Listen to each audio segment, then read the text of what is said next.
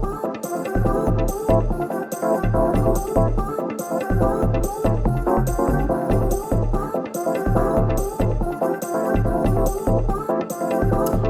I'm Certified Sommelier Beverly Crandon, and welcome to the Wine Down, where we talk about all things wine and make it highly approachable. Today's Wine Down, not gonna lie, is inspired by me getting my hands on one of my most favorite wines, and it's a Pinot Grigio. So you know what? I'm inspired on this Wine Down to break down Pinot Grigio, the myths around it, where it's from, the emerging regions that are growing it. We're gonna go deep on Pinot Grigio.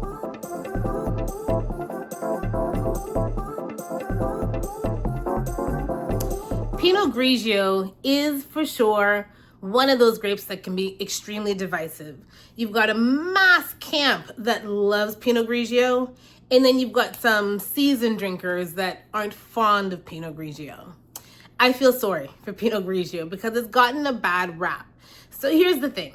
In the 90s and the 2000s, Pinot Grigio really hit a surge, and there was massive demand, especially in the US market, for Pinot Grigio. So obviously, being in Italy as a producer, if I've got the capacity to do so, I see this demand and I respond with volume. The focus then was high-yielding vineyards. It was stainless steel. It was consistency and speed to market. They wanted to make sure that what the consumer enjoyed 2 vintages ago was going to be the same palate they're going to get this time, and we're going to get it to them fast. We saw this surge in terms of response and volume come from mostly the Veneto plains in Italy. And so that wine, because of the way it was made and its purpose, came to market with a pale straw color. I mean, it still had great acidity, not a long finish. It was an easy drinking, safe wine. But for those looking for complexity, for those looking for wines with long finishes, for those looking for wines with nuances, that Pinot Grigio wasn't it. And so therefore, it got the reputation that Pinot Grigio could be boring in some circles.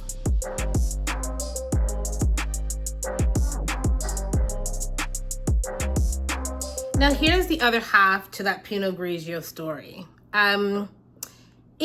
For example, Friuli in Italy, they have a style of making Pinot Grigio, which is made in the Ramato way.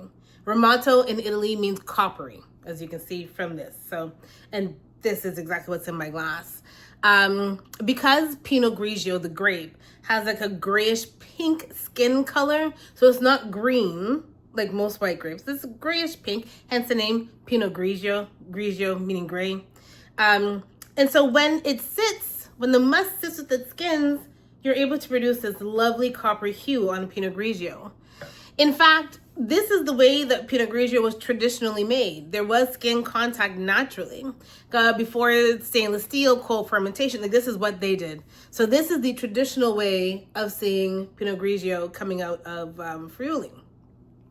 I will also say that skin contact also helps to add some complexity to these wines. Not to mention lees aging, also something that's happening if I'm producing a Pinot Grigio that's not just for volume and speed to market. There's so much more that can happen with the Pinot Grigio.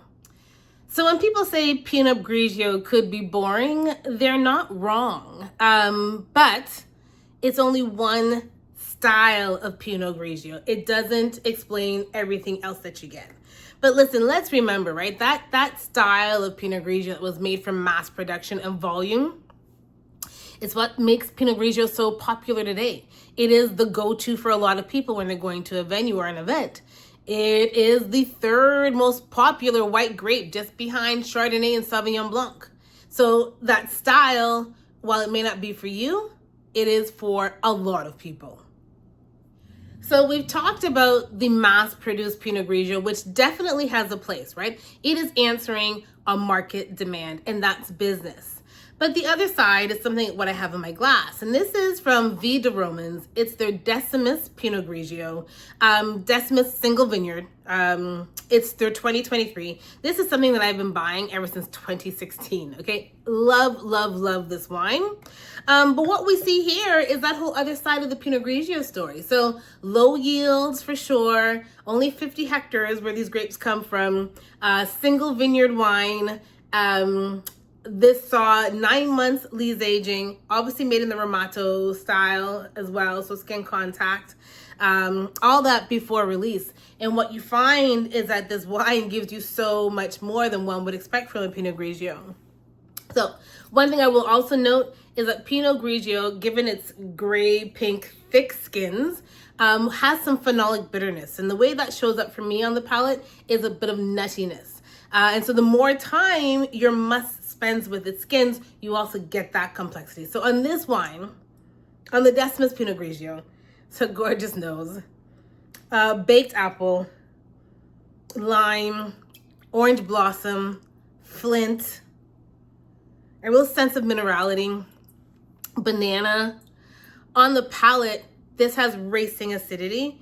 It's an amazing wine with food. And now with that skin contact and lees aging, it will stand up to more foods than your basic Pinot Grigio would, that mass production for volume.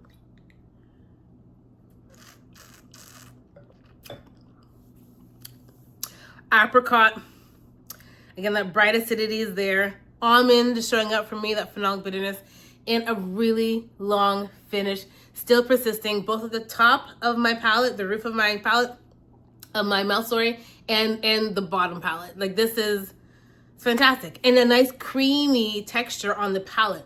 These are all things that you don't get with your typical Pinot Grigio, which is very light, crispy, fresh, and zippy. Again, a lovely drinker, but don't let that style of Pinot Grigio then paint the picture and have you think that that's what all Pinot Grigio is like.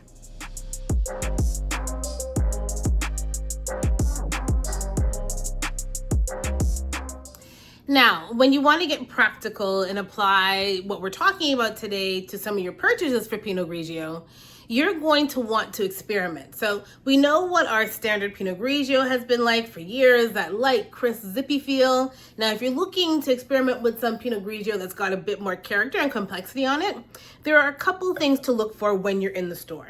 One, I would say, is the region. So don't just look for Pinot Grigio, but look for where that Pinot Grigio is from. Look for places like Alto Adige, Collio, Friuli, like this one. Those areas, those regions, oftentimes signal more intent around the winemaking than general. So that's one. Two, color.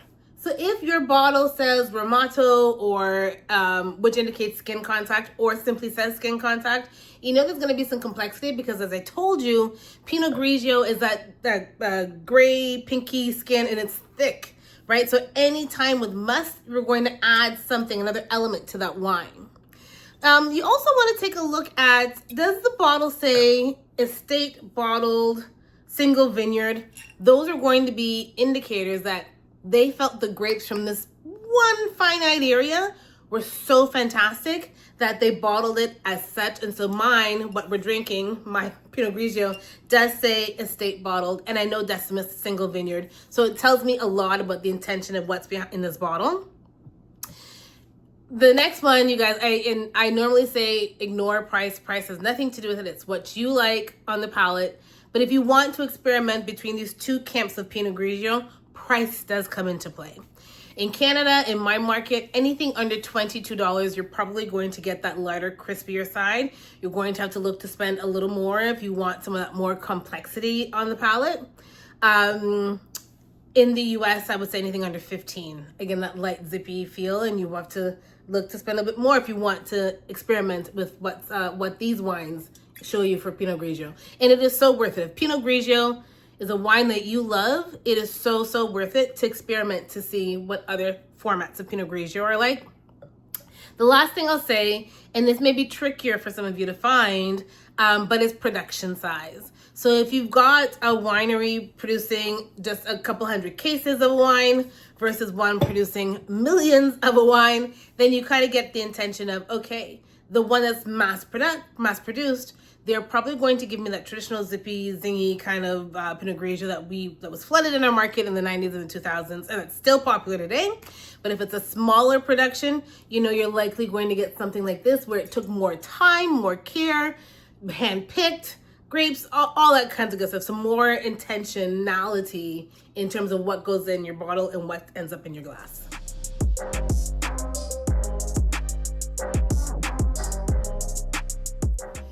So we've talked a lot about Italy and Pinot Grigio being, because that's the birthplace of the grape. But it's important to know that you can find great Pinot Grigio outside of Italy. In Alsace, France, you can find it there, but it goes under the name of Pinot Gris. I find those, if we talk about the acidity we get from Pinot Grigio from Italy, even more so, even more angular from Alsace. You'll sometimes see it with a bit more residual sugar, still dry, but on the higher end of residual sugar. Lovely, lovely wines, great food pairing wines, great patio wines too, just for conversation. Let's take a look at Oregon in the United States. It is becoming one of the benchmark locations for outside of Europe for producing Pinot Grigio. You will get a little sense of complexity, more depth. These guys over there are playing with that more complex style. It may not be Ramato, but you're going to get more complexity from some of those Pinot Grigios from there versus the mass-produced stuff that we've seen come onto the market in the 90s in the Venezuela Plains. And then lastly, and this only makes sense geographically, there's some stunning Pinot Grigio, Ramato style and other coming out of Slovenia, right? Just outside of Friuli. So it just totally makes sense. If you see a Slovenian Pinot Grigio, pick it up. You're going to be in for a treat. And it's lovely to explore a grape made someplace else and then from a country that's not oftentimes talked about quite a bit in wide wine circles. So there you have it. That's the wine down where we talked about Pinot Grigio. We talked about Pinot Grigio from the style that most people are familiar with, that crisp, pale hue Pinot Grigio, great acidity, easy drinking, not a long finish, not, tons of complexity, but still a lovely wine. And then we talked about the other side of Pinot Grigio that you can get. Wines made the traditional way Pinot Grigio is made, with that Ramato style, where you get to see the gray, pink skins, thick skins of the Pinot Grigio grape actually go to work in the glass. And then, of course, some other winemaking techniques like this one, 9 months on lees. Lovely, lovely, lovely. Listen, if Pinot Grigio is your jam, don't just stick to the one style. It's worth it to explore some of the others that are out there, and worth it to explore Pinot Grigio from other areas to see how they all stack up. But that's it for now. I'm gonna go and drink my favorite Pinot Grigio. So glad this is back in my life. Cheers and happy discovery. If you like this and it was useful, please like, subscribe. See you next time.